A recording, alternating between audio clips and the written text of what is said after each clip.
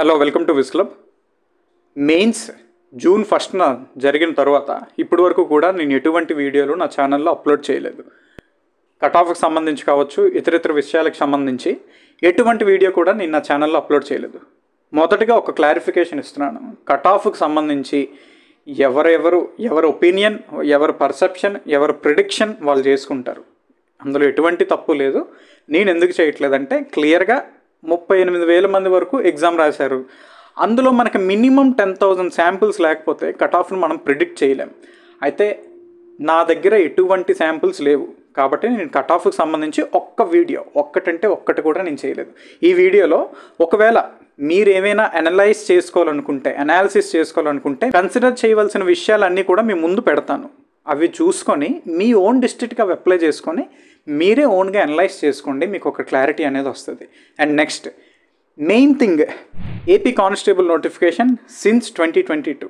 ఈ సిన్స్ 2022 అంటే దాదాపుగా ఇప్పుడు వరకు చూసుకుంటే నవంబర్ 28న మనకి 2022లో మనకు నోటిఫికేషన్ వచ్చింది.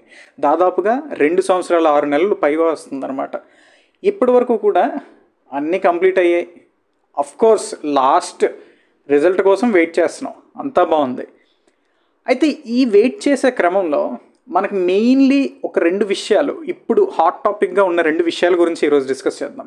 ఏంటంటే, ఒకటి, ఈ నోటిఫికేషన్ మొత్తంలో ఒకే ఒక్క వర్స్ట్ సిచ్యువేషన్ యాస్పిరెంట్స్ ఫేస్ చేసింది ఏంటంటే, హోమ్ గార్డ్స్ రిజర్వేషన్ ఇప్పటి వరకు కూడా ఏదైతే 7% ఇన్ సివిల్ పోస్టులు, 15% ఇన్ ఏపీఎస్పీ పోస్టులు ఉండేదో దానిని 15% ఇన్ సివిల్ కానిస్టేబుల్ పోస్టుల్లో అండ్ 25% ఇన్ ఏపీఎస్పీ కానిస్టేబుల్ పోస్టుల్లో అప్పుడు పెంచి నోటిఫికేషన్ ఇచ్చారు. దాదాపుగా 30 పేజీల పైన ఉండే నోటిఫికేషన్ని మన దౌర్భాగ్యం ఏంటంటే నోటిఫికేషన్ వచ్చిన తర్వాత ఎవరు కూడా నోటిఫికేషన్ చదవం. అది మన తప్పది. జనరల్గా చెప్పాలంటే అది యాస్పిరెంట్స్ చేసుకున్న తప్పది. నోటిఫికేషన్ చదివి ఉండి ఆ టైంకి ఆ పాయింట్ని మనం గ్రహించి ఎంత పర్సంటేజ్ ఆఫ్ రిజర్వేషన్ వాళ్ళకి ఎలా ఇస్తారు, ఇప్పుడు పాత రిజర్వేషన్నే కంటిన్యూ చేయండి అని అడిగితే అప్పుడు సిచ్యువేషన్ ఎలా ఉండేదో తెలిసేది. హోమ్ గార్డులకి రిజర్వేషన్ పర్సంటేజ్ పెంచడంలో ఎటువంటి అభ్యంతరం లేదు. ఎవరికి కూడా ఎటువంటి ఇబ్బంది కూడా లేదు. 15% ఇన్ సివిల్, 25% ఇన్ ఏపీఎస్పీ. ఈ 2% రిజర్వేషన్ పర్సంటేజ్లు హోమ్ గార్డులకు ఇవ్వడంలో ఎటువంటి ప్రాబ్లము లేదు. ఏ జనరల్ ఆస్పిరెంట్కి ప్రాబ్లం లేదు. అయితే ప్రాబ్లం అంతా ఒకటే ఎక్కడొచ్చిందంటే, మినిమం క్వాలిఫై కాకుండా ఇప్పుడు అందరం కూడా ఇన్ని సంవత్సరాలు కష్టపడి 60, 70, 80 మార్కులు తెచ్చుకొని దానిపైన కట్ ఆఫ్లు ఎంత ఉంటే అంత నిర్ణీత కట్ ఆఫ్లని మనం క్రాస్ చేసి ఉద్యోగం సంపాదిస్తున్నాం. ఒక జనరల్ ఆస్పిరెంట్ అంటే ఓసీ, ఎస్టీ ఎవరైనా కావచ్చు, అందరం కూడా ఒక జనరల్ ఆస్పిరెంట్స్గా ఉన్నప్పుడు అందరం క్రాస్ చేస్తున్నాం. యాజ్ పర్ నోటిఫికేషన్ కూడా ఎక్స్ సర్వీస్ మ్యాన్కి తప్పించి ఎవరికి కూడా మినిమం కట్ ఆఫ్ మార్కుల్లో రిలాక్సేషన్ ఇవ్వలేదు. నోటిఫికేషన్లో మీకు మెన్షన్ చేయలేదంటే అర్థం ఏంటి? ఇప్పుడు ఎక్స్ సర్వీస్ మ్యాన్కి 60 మార్కులను పెట్టారు అనుకోండి. ఆ ఎక్స్ సర్వీస్ మ్యాన్ తప్పితే మిగిలిన అన్ని స్పెషల్ కేటగిరీస్ కూడా జనరల్గా ఏ మార్కులు అయితే నిర్ణయించారో దాన్ని కంపల్సరీగా వాళ్ళు తెచ్చుకోవాలి. క్లియర్గా నోటిఫికేషన్లో ఉంది, దాన్ని లూప్ అనుకోవడానికి లేదు. అదే స్పెషల్ కేటగిరీలో సిపిపి ఉన్నారు, సిడిఐ ఉన్నారు, ఎంఎస్పి ఉన్నారు, meritorious sports persons, NCC cadets ఉన్నారు, ఇలానే హోమ్ గార్డ్స్ కూడా ఉన్నారు. ఇంతమంది ఉన్నారు. హోమ్ గార్డ్స్ ఒక్కరే స్పెషల్ కేటగిరీ కాదు కదా. ఇంతమంది ఉండేటప్పుడు కేవలం ఎక్స్ సర్వీస్ మ్యాన్కి నిర్ణీత మినిమం కట్ ఆఫ్ మార్కులను ప్రకటించారు. వాళ్ళకి కాకుండా వీళ్ళందరికీ ప్రకటించలేదంటే అర్థం ఏంటి? ఆ పై క్లాజులోనే మనకి 30%, 35%, 40% క్లియర్గా మెన్షన్ చేశారు. అందరికీ దాన్ని వర్తించేదే కదా. అలా కాకుండా హోమ్ గార్డ్స్ని స్పెషల్ కేటగిరీగా ట్రీట్ చేస్తూ వాళ్ళకి మినిమం మార్క్స్ రాకపోయినా ఉద్యోగం వచ్చేటట్టుంటే, ఇప్పటికీ ప్రతి వీడియోలో నేను చెప్తున్నాను, ఇప్పటికీ కూడా 100 సార్లు చెప్పాను, home guards are not only the special categories, there are other special categories also. ఎవరంటే ఇప్పుడు వరకు చెప్పాను కదా, ఎన్సీసీ కావచ్చు, ఎంఎస్పి కావచ్చు, సిబిపి కావచ్చు, సిడిఐ కావచ్చు, ఇలా ఎవరైతే స్పెషల్ కేటగిరీస్ ఉన్నారో వాళ్ళందరికీ కూడా సేమ్ రూల్స్ అప్లికేబుల్ అవుతాయి. ఇప్పుడు వాళ్ళకి ఎలాగైతే రిలాక్సేషన్స్ ఇచ్చారో these other special categories are also entitled for those relaxations. ఇది తప్పనిసరిగా గుర్తుపెట్టుకోండి. వాళ్ళు ఒక్కరితో ఆగదు. వాళ్ళకి కానీ రిలాక్సేషన్ ఇస్తే కంపల్సరీ నోటిఫికేషన్ తర్వాత వీళ్ళు కూడా కేసులు వేస్తారు. ఇప్పుడు ఎన్సీసీ క్యాండిడేట్ ఒకడు ఉంటాడు, వాడికి ఎక్కడో ఓపెన్లో దాన్ని కట్ ఆఫ్ ఫిక్స్ చేసి ఓపెన్ కట్ ఆఫ్తో ఎన్సీసీ పోస్ట్ని భర్తీ చేస్తున్నారు. ఇప్పుడు ఆ క్యాండిడేట్ ఒక మార్కులో పోయిన క్యాండిడేట్ ఎవడో వస్తాడు, వాడికి ఎన్సీసీ ఉంటుంది, వాడు వెళ్ళి కేసేస్తాడు. హోంగార్డ్స్ని స్పెషల్ కేటగిరీగా ట్రీట్ చేస్తున్నప్పుడు వాళ్ళకి మినిమం మార్కులు రాకపోయినా పోస్ట్ని ఎలా ఇచ్చారో అదేవిధంగా ఎన్సీసీ లేదా ఎంఎస్పి, మాకు స్పోర్ట్స్ సర్టిఫికేట్ ఉంది, నాకు ఎన్సీసీ సర్టిఫికేట్ ఉంది, మేము కూడా స్పెషల్ కేటగిరీ కాబట్టి మమ్మల్ని కూడా అదే రూల్ ప్రకారం ట్రీట్ చేస్తూ అదే జడ్జ్మెంట్ ప్రకారం మాకు మినిమం మార్కులు రాకపోయినా మాలో మాకే ఒక మెరిట్ లిస్ట్ తయారు చేసి మాకు కూడా ఉద్యోగం ఇవ్వండి అని కోర్టుని ఆశ్రయించడం జరుగుతుంది. 100% జరుగుతుంది. ఇది ప్రతి ఒక్కరూ కూడా గుర్తుపెట్టుకోవాల్సిన విషయం. ఇది మన ఛానల్లో ఆల్రెడీ లాస్ట్ జరిగిన కోర్ట్ హియరింగ్ అప్లోడ్ చేయడం జరిగింది, చాలా వరకు కూడా చూశారు. నా వరకు ఈ కానిస్టేబుల్ నోటిఫికేషన్కి సంబంధించి each and every court hearing నేను పర్సనల్గా పిన్ టు పిన్ విన్నాను. నేను పర్ఫెక్ట్గా మాట్లాడుతాను. ఇప్పటికీ చెప్తున్నాను, నా ఛానల్ నుంచి ఒక్క తప్పుడు ఇన్ఫర్మేషన్ కూడా నేను ఇవ్వలేదు. ఎగ్జాక్ట్ అండ్ ఇంటాక్ట్ ఇన్ఫర్మేషన్ మీ అందరికి ఇవ్వడం జరిగింది. అదేవిధంగా మళ్ళీ చెప్తున్నాను, 1167 పోస్టులు మ్యాక్సిమం అంటే మ్యాక్సిమం గవర్నమెంట్ ఇంటర్ఫీరెన్స్తో క్లియర్ అయిపోద్ది. ఎవరైతే క్వాలిఫై అయ్యారో నాకు తెలిసి 150 నుంచి 180 ఒక హీరింగ్లో చెప్పారు. ఆ 150 నుంచి 180 లేదా 150 లోపలే ఉన్నారు ప్రిలిమ్స్, ఈవెంట్స్, మెయిన్స్ క్వాలిఫై అయిన హోంగార్డ్స్. వాళ్ళకే ఆ 1167లో పోస్టులు వచ్చేటట్టు, మిగిలిన పోస్టులన్నీ కూడా as per rule, as per notification ప్రతి ఒక్క పోస్ట్ కూడా ఒక నార్మల్ అభ్యర్థికి మళ్ళీ రావాలి. ఆ ప్రతి ఒక్క పోస్టు మనతో ఫిల్ అవ్వాలి. అది రూల్. అది జడ్జిమెంట్స్లో కావచ్చు, నోటిఫికేషన్లో కావచ్చు, క్లియర్గా మెన్షన్ చేసి ఉంది. అండ్ మొన్న జరిగిన కోర్ట్ హియరింగ్ మీరు చూసే ఉంటారు. అక్కడ క్లియర్లీ హోంగార్డ్స్ గురించి అయితే ఒకటే మ్యాటర్. ఆ మ్యాటర్ ఏంటో మీరే వినండి ఒకసారి. Limited Miller prayer before your lordship is lordship can dispose it of the writ appeals.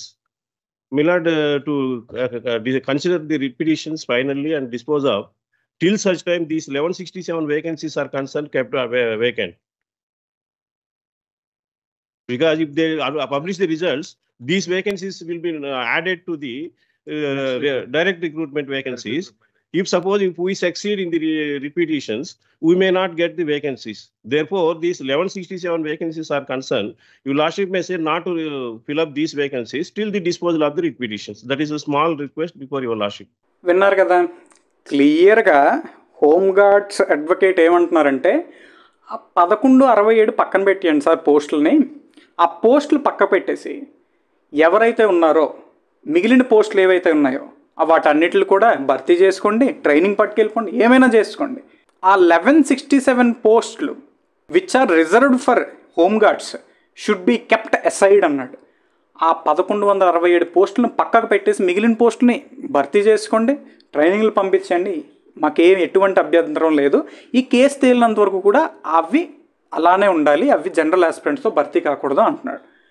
And ఈ వాదనల తర్వాత అంటే ఇటు నుంచి నోటిఫికేషన్ పక్కన పెట్టేస్తామని ఒకరు, వాళ్ళకి పోస్టులు రిజర్వ్ అయిపోతున్నాయి, 1167 రిజర్వ్ అయిపోతున్నాయి అని ఒకరు. కోర్టు రూమ్లో సినారియో ఎలాగుంటుందంటే, ఇప్పుడు ఇద్దరు అడ్వకేట్లు ఉన్నారు. ఇప్పుడు ఇద్దరు అడ్వకేట్లకి కూడా ఇప్పుడు హోంగార్డ్స్ తరపు నుంచి వాదిస్తున్న అడ్వకేట్కి అతను కరెక్ట్, బోర్డు నుంచి వాదిస్తున్న అడ్వకేట్కి ఆవిడ కరెక్ట్, ఎవరికి వాళ్ళే కరెక్ట్. కాబట్టి వాదనలు ఎలాగుంటాయంటే, మా 1167 మాకు ఇచ్చేయండి, ఆ 1167 వాళ్ళకి ఇవ్వడం అవ్వదని వీళ్ళు. ఇద్దరు వాదనలు ఇలాగే ఉంటాయి. కోర్టు సినారియో అది. వాదనలు అనేవి ఎప్పుడు ఇలానే ఉంటాయి. కాబట్టి ఆర్గ్యుమెంట్స్ని పెద్దగా పట్టించుకోకండి. ఫైనల్గా జడ్జిమెంట్ ఏం వస్తుంది అనేది ముఖ్యం. జడ్జి గారు ఆ టైంకి ఏం ఆలోచించి ఏం జడ్జిమెంట్ ఇస్తారనే దాని మీద బేస్ అయి ఉంటుంది. ఒక్కొక్కరు ఆర్గ్యుమెంట్ ఒక్కొక్కలా ఉంటుంది. కాబట్టి ఆర్గ్యుమెంట్స్ అనేవి కోర్ట్ రూమ్లో ఇలానే ఉంటాయి. దాన్ని అంత సీరియస్గా తీసుకోకండి. ఫైనల్లీ జడ్జిమెంట్ ఎలా వస్తుంది అనేది ముఖ్యం. ఇది హోంగార్డ్స్ 25వ తారీఖు పోస్ట్పోన్ అయింది కదా. 25వ తారీఖున ఏదో ఒకటి తేలితే ఆ రోజు ఏమైనా మనకి ఒక కంక్లూజన్ వచ్చేటట్టుంటే రిజల్ట్కి ఎటువంటి అడ్డంకి లేనట్టే. ఒక్క హోంగార్డ్ కేసు అనేది క్లియర్ అయిపోతే మీకు ఎటువంటి అడ్డంకులు లేవు. Completely clear. ఈ నోటిఫికేషన్ వితిన్ 1 వీక్లో క్లియర్ అయిన వితిన్ 1 వీక్లో మీకు టోటల్ క్లియర్ అయిపోయి మీకు స్కోర్ కార్డ్స్, మెరిట్ లిస్టులు అన్నీ వచ్చి మెడికల్కి వెళ్ళడానికి రెడీ అవుతారు. కంపల్సరీ రెడీ అయిపోతారు. ఇది హోమ్ గార్డ్స్కి సంబంధించి. కట్ ఆఫ్ల గురించి అయితే ఎవ్వరూ చెప్పలేరు. You can do your own analysis ఎలా చేసుకుంటారంటే, ఒకటి లాస్ట్ ఇయర్ వేకెన్సీస్కి ఈ ఇయర్ వేకెన్సీస్కి చూడండి. లాస్ట్ రిక్రూట్మెంట్లో ఎంతమంది క్యాండిడేట్స్ క్వాలిఫై అయ్యారు, ఇప్పుడు ఎంతమంది క్యాండిడేట్స్ క్వాలిఫై అయ్యారు చూడండి. పేపర్ టఫ్నెస్ ఎలా ఉంది, previous year cut offs. And ఇంకా చూసుకుంటే మీ డిస్ట్రిక్ట్లో కమ్యూనిటీ కాంపోజిషన్స్ ఎలాగున్నాయో ఒకసారి చూసుకోండి. కమ్యూనిటీ కాంపోజిషన్స్ అంటే మీ డిస్ట్రిక్ట్లో ఏ కమ్యూనిటీ ఎక్కువగా ఉంది, బీసీడీ ఎక్కువగా ఉందా, బీసీసీ ఎక్కువగా ఉందా, బీసీఏ ఎక్కువగా ఉందా, ఇలా ఏ కమ్యూనిటీ ఎక్కువగా ఉంది అనే దాని మీద దృష్టి పెట్టుకోండి. దానివల్ల కూడా కట్ ఆఫ్ పెరగడం తగ్గడం జరుగుతుంటుంది. అయితే ఈ 4 మెయిన్ పాయింట్స్ అనమాట కట్ ఆఫ్ ఎలా ఉండబోతుంది అనడానికి. ఈ 4 విషయాల గురించి కూడా క్లియర్గా ఒకటే నిమిషంలో చెప్తాను చూడండి. వేకెన్సీస్ 2018 వేకెన్సీస్ 1600 సివిల్ వేకెన్సీస్ ఉన్నాయి. 2022 రిక్రూట్మెంట్, 2022 అంటే ఇప్పుడు మనం ఉన్నదే, అంటే 2022 అప్పటి కదా. చాలామంది 2022 ఏంటని కూడా అడిగిన వాళ్ళు ఉన్నారు నాకు. ఇప్పుడు ప్రెజెంట్ మనం ఉన్న రిక్రూట్మెంట్ 2022 రిక్రూట్మెంట్ అనాలి. ఏ ఇయర్లో నోటిఫికేషన్ వస్తే ఆ ఇయర్తో ఆ రిక్రూట్మెంట్ని నేమ్ చేస్తాం. కాబట్టి 2022 సివిల్ వేకెన్సీస్ 3580 ఉన్నాయి. అంటే ఇంక్రీజ్ ఎన్ని అయ్యాయి, 1980 పోస్టులు ఇంక్రీజ్ అయ్యాయి. జనరల్గా పోస్టులు ఇంక్రీజ్ అయ్యేటప్పుడు కట్ ఆఫ్ అనేది కన్ఫామ్ తగ్గుతుంది. ఇప్పుడు 1980 పోస్టులు పెరిగాయంటే కట్ ఆఫ్ లాస్ట్ సారి కంటే ఈసారి కంపల్సరీ తగ్గుతుంది.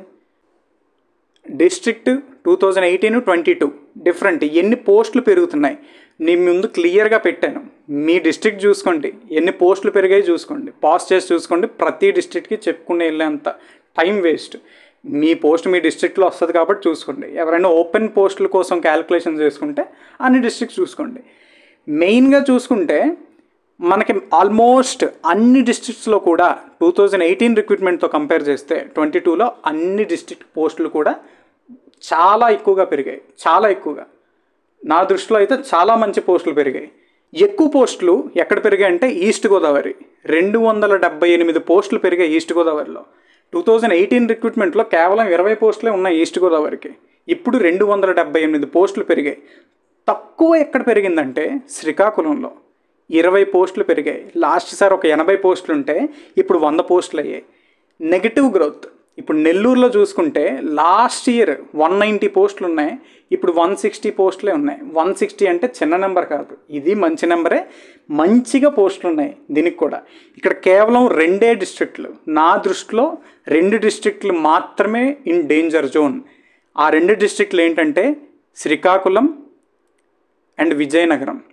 ఈ 2 డిస్ట్రిక్ట్లు మినహాయించి మిగిలిన అన్ని డిస్ట్రిక్ట్లకి కూడా ఎటువంటి ఇబ్బంది లేదు, మంచి కట్ ఆఫ్లే వస్తాయి. ఇంక్లూడింగ్ విశాఖపట్నం. ఈ 2 డిస్ట్రిక్ట్లు మినహాయించి స్టేట్ వైడ్ మీరు అనుకున్న విధంగానే కట్ ఆఫ్లు ఉంటాయి. భారీగా పెరిగిపోతాయి అంటే అంత భారీగా ఏం పెరగకపోవచ్చు, దాని గురించి మాట్లాడదాం. ఇంకా 2 పాయింట్స్ మిగిలి ఉన్నాయి కదా. ప్రస్తుతానికైతే ఇది అన్ని డిస్ట్రిక్ట్లో కూడా పోస్టులు పెరిగాయి. లాస్ట్ రిక్రూట్మెంట్తో పోలిస్తే అన్ని డిస్ట్రిక్ట్లో కూడా పోస్టులు పెరిగాయి. ఎంతమంది క్యాండిడేట్స్ అపియర్ అయ్యారు మెయిన్స్ ఎగ్జామ్ కానీ చూస్తే 2018లో నియర్లీ 64,000 అపియర్ అయ్యారంట. 2022లో అంటే ఇప్పుడు మొన్న June 1 మనం రాసిన దానికి 38,000 మెంబర్స్. అందులో అబ్సెంటీస్ తీసేస్తే నియర్లీ 38,000 మెంబర్స్, ఫీమేల్ ఇంక్లూడెడ్. అక్కడ పోస్టులు పెరిగాయి, ఇక్కడ క్యాండిడేట్స్ కూడా తక్కువ రాశారు. ఈ 2 గమనించండి. అక్కడ పోస్టులు పెరిగాయి, క్యాండిడేట్స్ తక్కువ రాశారు. ఆబ్వియస్లీ కట్ ఆఫ్ అనేది తక్కువ ఉండాలి. కాకపోతే మెయిన్ థింగ్ కట్ ఆఫ్ని డిసైడ్ చేసేది ఈ అన్ని క్యాలిక్యులేషన్స్తో పాటుగా మెయిన్ కట్ ఆఫ్ మార్కులు దేని బేస్ చేసుకొని చెప్తామంటే పేపర్ టఫ్నెస్. మనకి 2022 రిక్రూట్మెంట్లో వచ్చిన మెయిన్స్ పేపరు 2018 అంటే 2018 మెయిన్స్ పేపర్తో పోలిస్తే little bit easier while compared to 2018 mains paper. ఇది అందరూ గ్రహించిన విషయమే.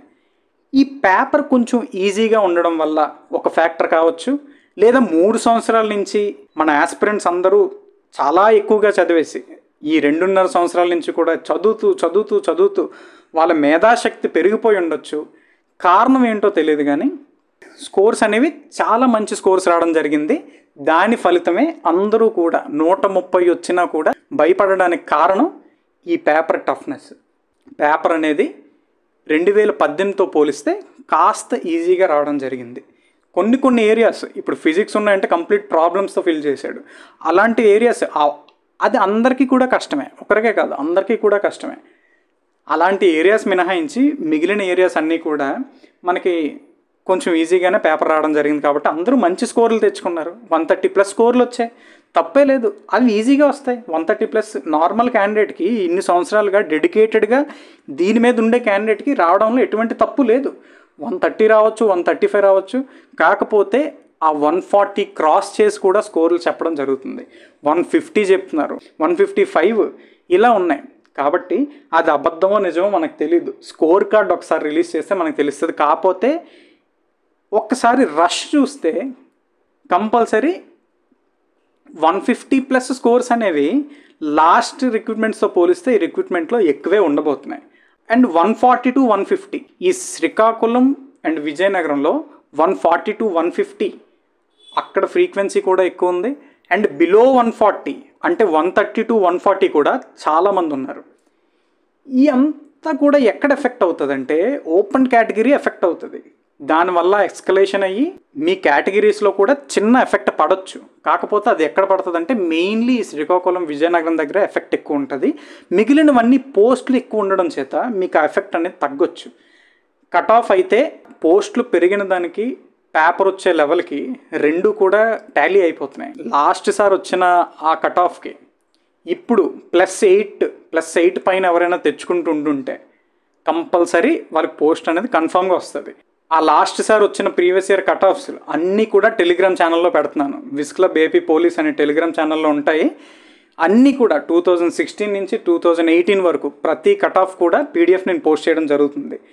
మీరు ఎవరైనా మీ ఓన్ అనాలిసిస్ చేసుకోండి. అందరూ కూడా నార్మల్ ఆస్పిరెంట్సే, ఎవరికి ఏం స్పెషల్ పవర్స్ లేవు, ఏం లేవు. అందరూ ఎవడి పర్స్పెక్టివ్లో వాడు ఆలోచించుకొని ఇవన్నీ కూడా మీకు క్లియర్గా నా టెలిగ్రామ్ ఛానల్లో పోస్ట్ చేస్తాను. మీరు చక్కగా చూసుకొని మీ అనాలిసిస్ మీరు చేసుకోండి. ఎవడి డిస్ట్రిక్ట్ గురించి వాడికి తప్పితే పక్క డిస్ట్రిక్ట్ తోటి చెప్పలేడు. కాబట్టి మీ డిస్ట్రిక్ట్ పరంగా మీ డిస్ట్రిక్ట్లో ఎంతమంది ఉన్నారు, మీరు సర్కిల్లో ఒకసారి మీరు ఆల్రెడీ కనుక్కొని ఉండుంటారు.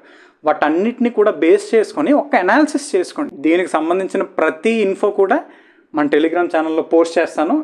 ఎవరికైనా ఇంట్రెస్ట్ ఉంటే కంపల్సరీ టెలిగ్రామ్ ఛానల్లో జాయిన్ అవ్వండి.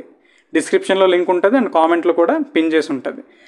సో ఇంట్రెస్టెడ్ క్యాండిడేట్స్ ఎవరైనా ఉంటే టెలిగ్రామ్ ఛానల్లో జాయిన్ అవ్వండి అండ్ యూట్యూబ్ ఛానల్ కూడా సబ్స్క్రైబ్ చేసుకోండి. ఎప్పుడూ కూడా జనాల్ని ప్యానిక్ చేసే ఇన్ఫర్మేషన్ నేను ఇవ్వను. టెలిగ్రామ్ ఛానల్లో కూడా ఎక్కువ స్పామ్ చేయను. ఆల్మోస్ట్ అవసరం ఉంటేనే తప్ప చాటింగ్ అనేది కూడా టెలిగ్రామ్ గ్రూప్లో ఆన్ అవ్వదు. ఎవరికి ఎటువంటి డిస్టర్బెన్స్ లేకుండా నా ఛానల్ని కావచ్చు, నా గ్రూప్ని కావచ్చు నేను రన్ చేస్తున్నాను. కాబట్టి ఇంట్రెస్ట్ ఉన్న వాళ్ళు కంపల్సరీ ఛానల్ సబ్స్క్రైబ్ చేసుకోండి. టెలిగ్రామ్ గ్రూప్లో కూడా యాడ్ అవ్వండి. Thank you for watching wiz club.